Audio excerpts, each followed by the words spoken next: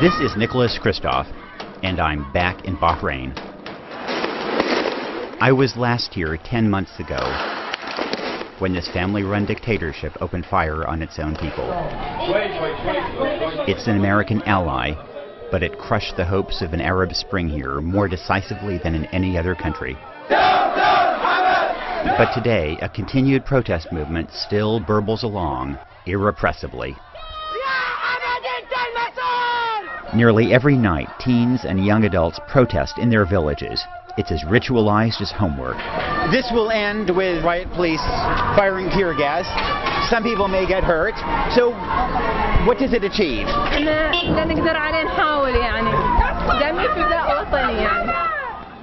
When the police arrive, protesters in the front raise their hands to show they're unarmed. But a young man in the back hurls a rock. That's a common act that hugely undermines their cause. Tear gas, rubber bullets, sound bombs. Journalist, American. That's the voice of Adam Ellick, a New York Times video journalist traveling with me. I said to him, American journalist, and then he hit me. She broke this part of my camera. They dragged him into a police car. Now, if that's what riot police do to a foreign journalist, you can only imagine what they do when they catch a local kid with a rock. Nick! I came through the fog of tear gas to see if I could extricate Ellick. The police then detained me as well. They detest the protesters, convinced they're paid by Iran. Bahrain is a very good country. Nice to meet you. We were freed after 30 minutes. The government later announced that we had sought police protection. That's a blatant lie, and a reminder to be wary of government pronouncements. Bahrain is my favorite country in the region. Its economy is booming. Women are empowered. And America likes it too. A close ally, Bahrain is strategically important to the U.S., and the Navy's Fifth Fleet is based here. But Bahrain's human rights record is unforgivable. You either listen to the people or you don't listen to the people. I think the government chose to listen to the people.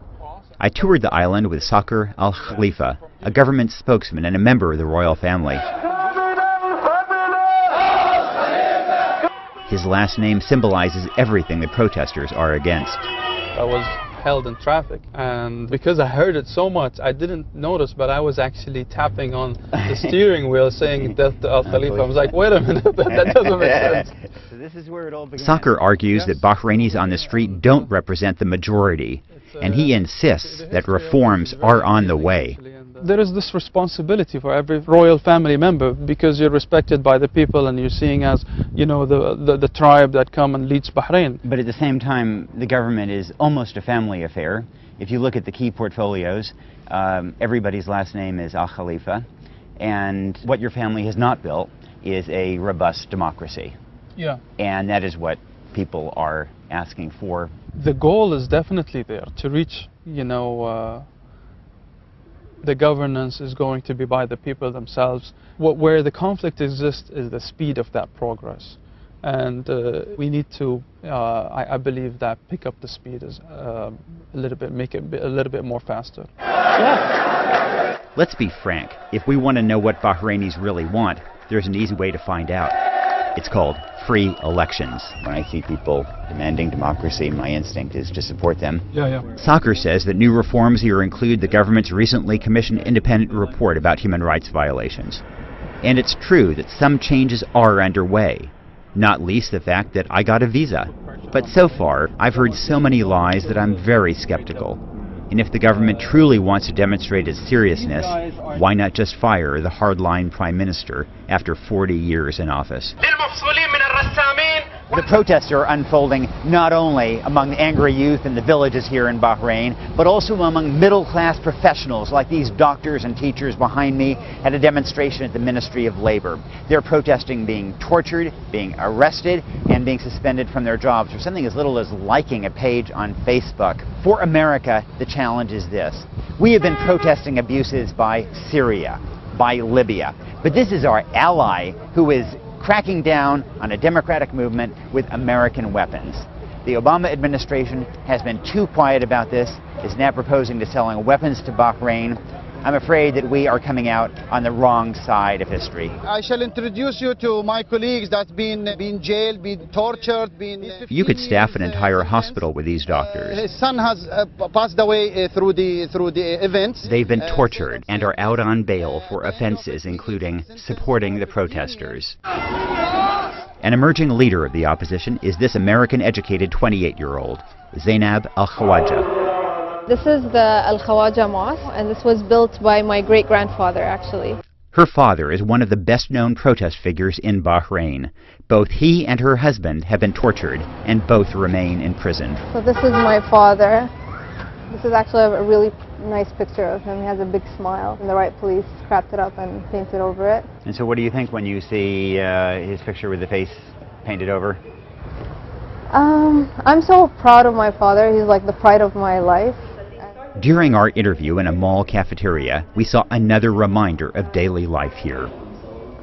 Saying they're attacking protesters outside now. The royal family has delivered an amazing economy, a pretty broad middle class. Isn't there a risk you're pushing the system in a way that might undermine the way people live? Well, what you're saying is basically saying maybe the conditions here are good enough for you to accept dictatorship. America's silence infuriates human rights activists like Nabil Rajab, whose house gets tear gas so often that 4 of his rabbits have been killed. Nick? Yeah? Here, come here to the office. America's best-known export here in Bahrain is tear gas. These weapons are sold by private American companies, but the U.S. government approves the deals. If you ever have a fire here, your house is going to be a mess. And this is a rubber bullet. Nabil's collection of American weapon canisters may soon grow. America is considering selling more arms to Bahrain. Why should we provide weapons to a fundamentally undemocratic government? Because we've shown our sincerity, so I think they will make the right choice. They acknowledge the friends that they have over here in Bahrain. Finally, I had to pay a visit to one more person before leaving Bahrain. Dr. Ekri, I don't recognize you. Dr. Sadiq Al-Ekri, a distinguished surgeon, was beaten for treating protesters and then suspended for 6 months. That is what you look like when I met you. The government says that it is now starting over. You're an expert in plastic surgery, so let me ask, is this just cosmetic or is this real? They should retain the trust. If they retain the trust, it is reconstructive. According to plastic surgery, reconstructive, because everything now is broken. We have to reconstruct, not just the cosmetic. We have to be, repair what's broken. In Bahrain, for the New York Times, I'm Nicholas Kristof.